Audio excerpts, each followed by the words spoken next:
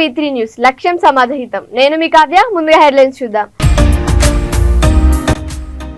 వాహనాల ట్యాంకులలో diesel petrol full ట్యాంకుగా నింపాల్సింది పోయి సగం సగం నింపుతూ ₹1,00,000 స్వాహా చేస్తున్నారు.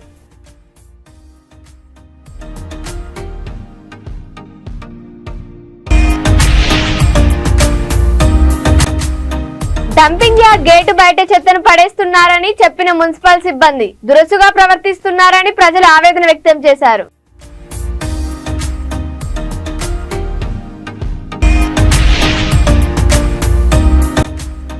దేశంలోనే స్మార్ట్ ఫోన్ కొనుగోలు చేసే విధానంలో హైదరాబాద్ అగ్రస్థానంలో ఉంది.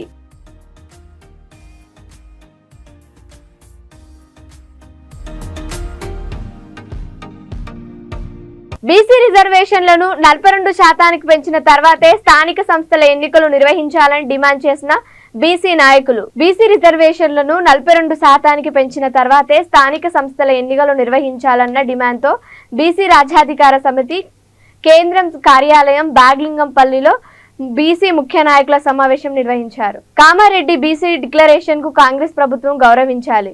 42% రిజర్వేషన్ల పెంచుట అన్న హామీని కాంగ్రెస్ నిలబెట్టుకోవాలి. రిజర్వేషన్ల పెంపు లేని స్థానిక సంస్థల ఎన్నికతో బీసీలకు తీవ్ర నష్టం. కులగణన లేకుండా లోకల్ బాడీ ఎన్నికలు నిర్వహిస్తే ప్రభుత్వానికి బీసీల వ్యతిరేకత తప్పదు. రిజర్వేషన్ల పెంపు కోసం బీసీ ఎమ్మెల్యే, ఎంపీ, ఎమ్మెల్సీలు పార్టీలకు అతీతంగా గలం విప్పాలి. పార్టీల అధిష్టానాలకు లేఖలు రాయాలి. బీసీల పక్షాన నిలవాలి. విస్మరిస్తే ప్రతిఘటన తప్పదు అని దాస్ సురేష్ అన్నారు. బీసీ రాజ్యాధికారి సమితి वोट हमारा सीट तुम्हारा नहीं चलेगा, नहीं चलेगा. वोट हमारा सीट नहीं चलेगा, नहीं चलेगा. वोट हमारा सीट हमारा नहीं चलेगा, नहीं चलेगा, नहीं चलेगा, नहीं चलेगा, नहीं चलेगा. वोट हमारा सीट हमारा हिंदुस्तान में अब से यही चलेगा, यही चलेगा. पिछड़ों की सेवा, देश की सेवा, पिछड़ों की सेवा, पिछड़ों की रक्षा, पिछड़ों की सेवा, बीसीల ఐక్యత రానున్నది రాజ్యంరా, రానున్నది రాజ్యంరా. బీసీ మేలుకో, బీసీ మేలుకో, బీసీల ఐక్యత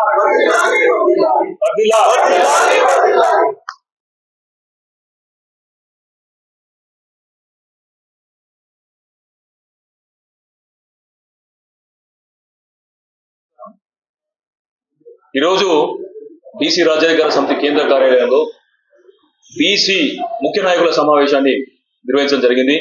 ఈ సమావేశానికి వివిధ రాజకీయ పార్టీలకు సంబంధించినటువంటి నాయకులు, వివిధ కుల సంఘాలకు సంబంధించిన నాయకులు, అదే రకంగా సర్పంచులుగా, ఎంపీటీసీలుగా, జెడ్పీటీసీలుగా సర్వీస్ చేస్తున్నటువంటి బీసీ నాయకులు అందరూ కూడా ఇవాళ కార్యక్రమానికి విచ్చేయడం జరిగింది. ఇక్కడ ప్రధానమైనటువంటి అంశం ఏంటంటే, కామారెడ్డి డిక్లరేషన్ లో ఏదైతే కాంగ్రెస్ పార్టీ బీసీలకు 42% రిజర్వేషన్లు ఇస్తామని చెప్పి మరి ఆ రోజు బీసీలకు హామీ ఇచ్చి ఓట్లు దండుకున్న తర్వాత అసెంబ్లీ లోపల సమగ్ర కులగణన చేస్తామని చెప్పేసి ఒక తీర్మానాన్ని ప్రవేశపెట్టిల్లు. మరి ఆ సమగ్ర కులగణన అనేది ఈ రోజు ఇంకా ప్రారంభం కాకముందే ముఖ్యమంత్రి గారు ఏంటంటే జూన్లో కానీ జూలైలో కానీ స్థానిక సంస్థల ఎన్నికలు నిర్వహిస్తామని చెప్పేసి మాట్లాడుతున్నాం. మరి కులగణన కనుక జరగకపోయేది ఉంటే, బీసీల లెక్క అనేది శాస్త్రీయంగా తెలియకపోయేది ఉంటే, స్థానిక సంస్థల ఎన్నికలు మీరు కనుక పెట్టేది ఉంటే అది ఎవరికి లాభం అవుతుంది? మరి ఆ పెట్టేటటువంటి స్థానిక సంస్థల ఎన్నికలలో మీరు హామీ ఇచ్చినటువంటి విధంగా 42% రిజర్వేషన్లు అమలు పరుస్తారా, మరి అమలు పరచరా అనేటటువంటి స్పష్టత ఇవ్వకుండా ఈరోజు ముఖ్యమంత్రి గారు త్వరలోనే స్థానిక సంస్థల ఎన్నికలంటే మరి బీసీలు నోరు లేని మూగజీవాలు అనుకుంటా ఉన్నారా? మరి బీసీలు ప్రశ్నించాలని చెప్పి అనుకుంటా ఉన్నారా? లేకపోతే బీసీలకు ఇదంతా ఏమీ తెలియకుండా ఏదో ఇప్పుడు ఒక రకమైనటువంటి న్యూస్ పేపర్లలో ఒక రకమైనటువంటి భారత రాజ్యాంగాన్ని ప్రపంచ దేశాలు గౌరవిస్తే పశ్చిమ బెంగాల్ ముఖ్యమంత్రి మమతా బెనర్జీ తిరస్కరించడం శ్రేయస్కరం కాదని బీజేపీ కంటెస్టెంట్ ఎమ్మెల్యే పూసరాజు అన్నారు. భారత రాజ్యాంగాన్ని ప్రపంచ దేశాలు గౌరవిస్తే పశ్చిమ బెంగాల్ ముఖ్యమంత్రి మమతా బెనర్జీ తిరస్కరించడం శ్రేయస్కరం కాదని ముషీరాబాద్ బీజేపీ కంటెస్టెంట్ ఎమ్మెల్యే పూసరాజు అన్నారు. నియోజకవర్గంలోని అడ్మెంట్ వద్ద జ్యోతిబా పూలే విగ్రహానికి పూలమాల వేసి నివాళులర్పించారు. ఈ సందర్భంగా పూసరాజు మాట్లాడుతూ ముస్లింల రిజర్వేషన్లపై మమతా బెనర్జీ మాట్లాడడం సరైంది కాదని దీన్ని బీసీ సంఘాలు తీవ్రంగా ఖండిస్తున్నాయన్నారు.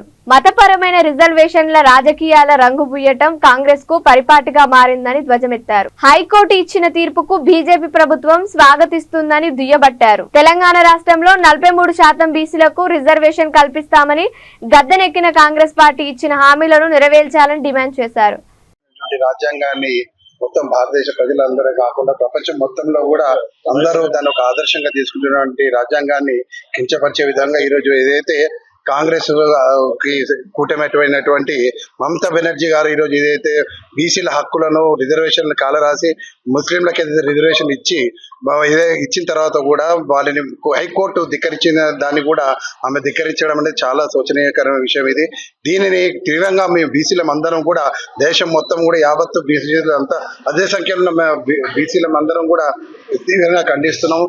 దీనిపైన ప్రతి ఒక్కరు కూడా ఏదైతే హైకోర్టు ఇచ్చిన తీర్పు పైన ప్రతి ఒక్కరూ ఈరోజు చాలా ఆనంద బాష్పాలు తెలపడం జరిగింది. ఎందుకంటే ముఖ్యంగా ఈ రోజు రిజర్వేషన్ల పైన వీళ్ళు లేని అపోహలు కల్పిస్తూ మతపరమైనటువంటి కలహాలకు దారితీసి దేశాన్ని ఒక శాంతి భద్రతలు లేకుండా చేసే ప్రయత్నంలో భాగం కూడా ఇది ఒక భాగంగా మేము భావిస్తున్నాం. కాబట్టి దీన్ని మేము తీవ్రంగా ఖండిస్తున్నాం. మమతా బెనర్జీ ఇప్పటికైనా కానీ ఆమె తమ వైఖరి మార్చుకోవాలని మేము కోరుకుంటున్నాము.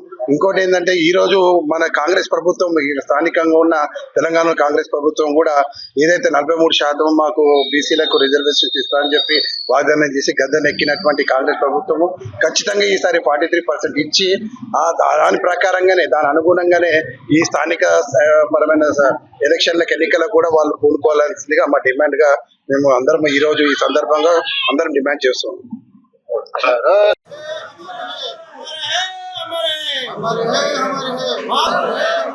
महात्मा ज्योतिराव फुले महात्मा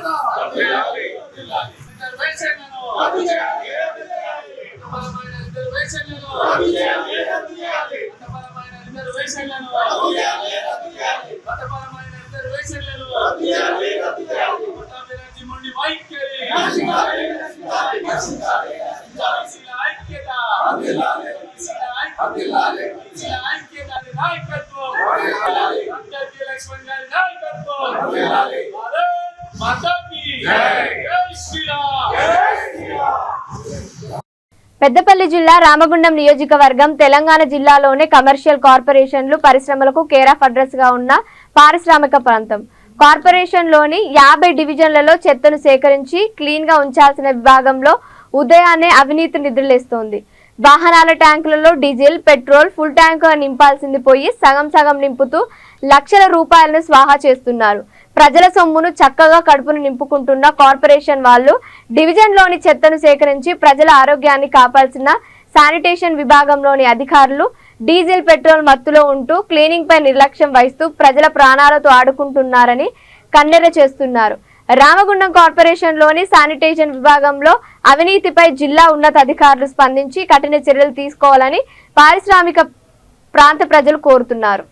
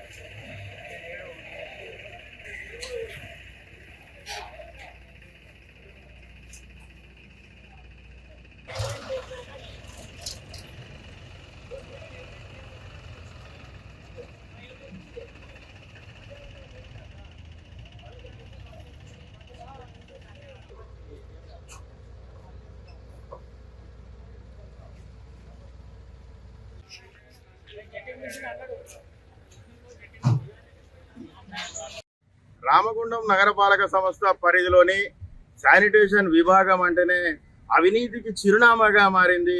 మరి గత కొన్నేళ్ల నుంచి అవినీతికి చిరునామాగా మారి శానిటేషన్ డిపార్ట్మెంట్ లో ఉన్నవి లేనట్టు లేనివి ఉన్నట్టు సృష్టించి బిల్లులు దొబ్బడంలో మరి దిట్టగా ఉన్నటువంటి అధికార యంత్రాంగంపై కఠిన చర్యలు తీసుకోవాలని ఈ సందర్భంగా మేము డిమాండ్ చేస్తా ఉన్నాం.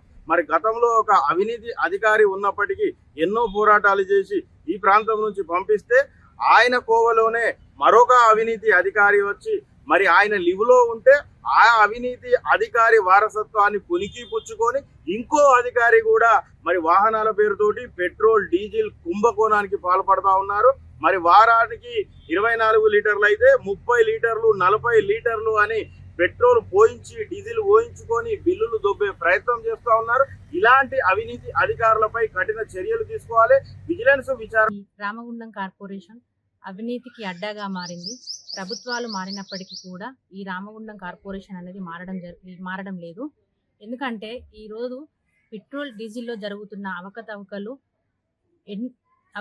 జరుగుతున్నాయి.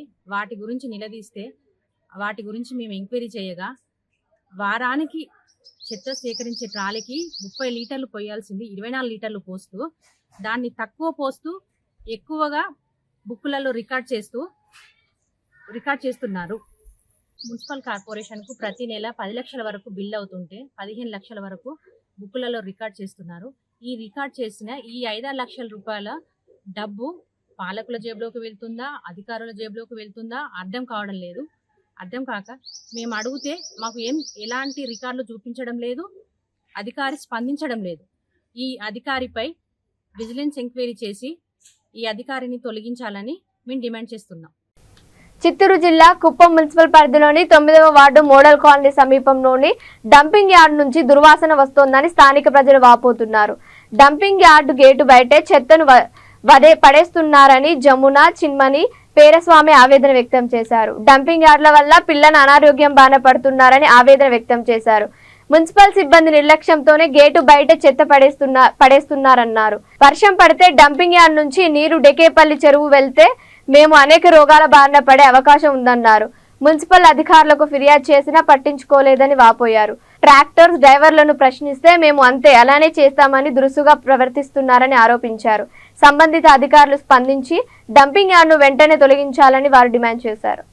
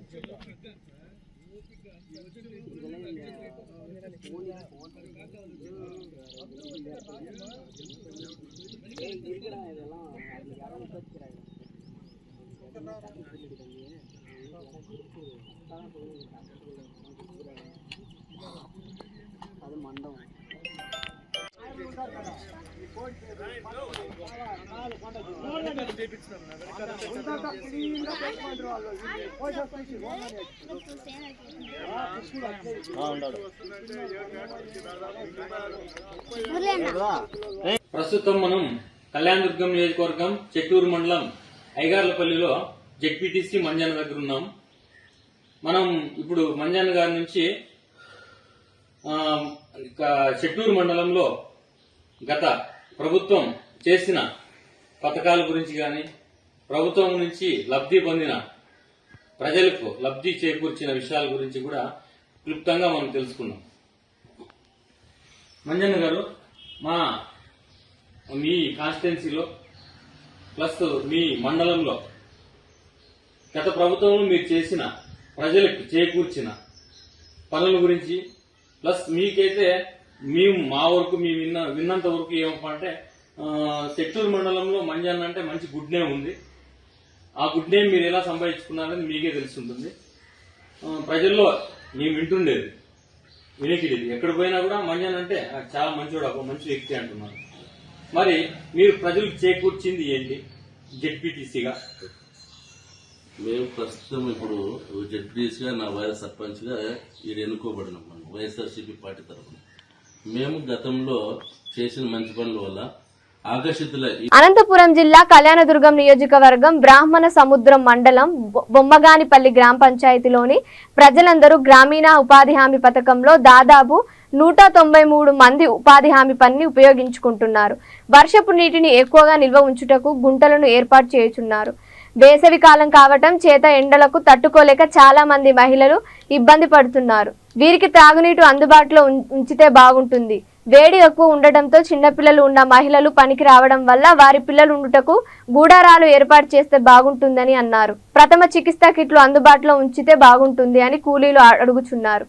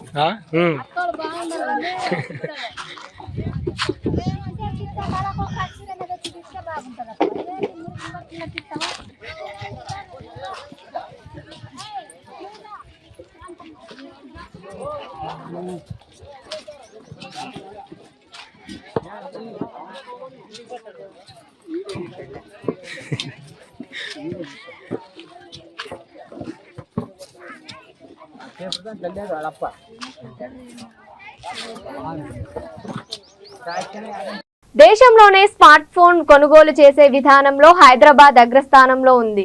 ప్రముఖ స్మార్ట్ ఫోన్ బ్రాండ్ ఐక్యూ నుండి సరికొత్త మొబైల్స్ ను అందుబాటులో తీసుకువచ్చినట్లు సీఈఓ నిపుణ్ తెలిపారు. తమ బ్రాండ్ స్మార్ట్ ఫోన్ విక్రయాల్లో దేశంలోనే హైదరాబాద్ అగ్రస్థానంలో ఉందన్నారు. యువత అభిరుచులకు అనుగుణంగా జెడ్ సిరీస్ లో సరికొత్త స్మార్ట్ ఫోన్లు అందుబాటులో ఉంచామన్నారు.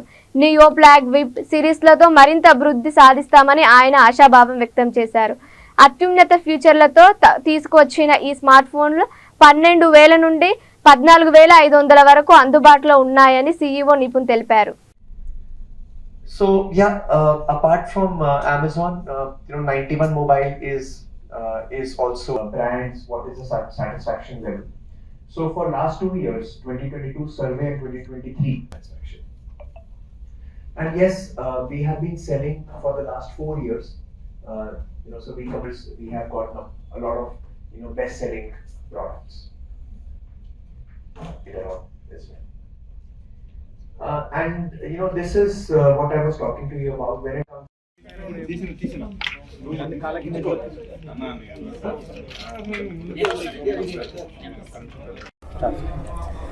Today we have launched the iQOO Z9X. The iQOO Z9X starts at a price of only 11,999 and it is available on Amazon.in and iQOO India eStore. This is a very exciting phone because it has 4 features which are absolutely new in this industry, in this price segment of 12,000 rupees. It has the latest Snapdragon 6 Gen 1 processor, which is the most powerful processor in this segment.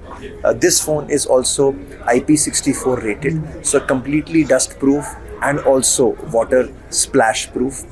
Third, this phone has 6000 mAh battery with only 7.99 mm thickness. So it is also the slimmest phone in India with this big battery size which can give you 2 days of usage. And lastly, this phone also has the brightest display in the segment, 1000 nits of peak brightness. And if you go in the sun or anywhere, you don't have any problem in seeing on your display. All these exciting features at a price of only rupees 11,999 from iQOO Z9X.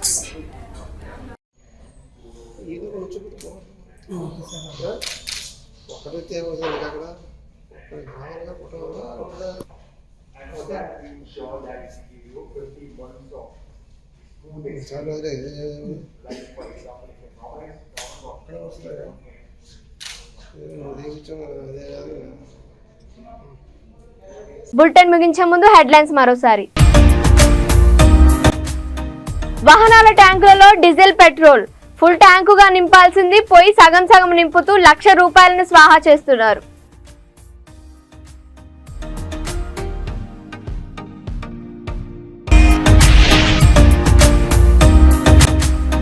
Dumping yard gate బయట చెత్తను పడేస్తున్నారని చెప్పిన municipal సిబ్బంది దురుసుగా ప్రవర్తిస్తున్నారని ప్రజలు ఆవేదన వ్యక్తం చేశారు.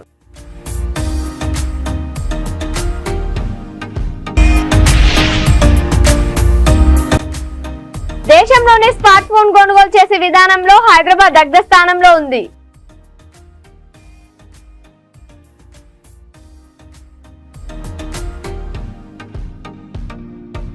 ఇవి ఇప్పటివరకు ఉన్న అప్డేట్స్. మరిన్ని అప్డేట్స్ కోసం చూస్తుండండి V3 న్యూస్. లక్ష్యం సమాధానం.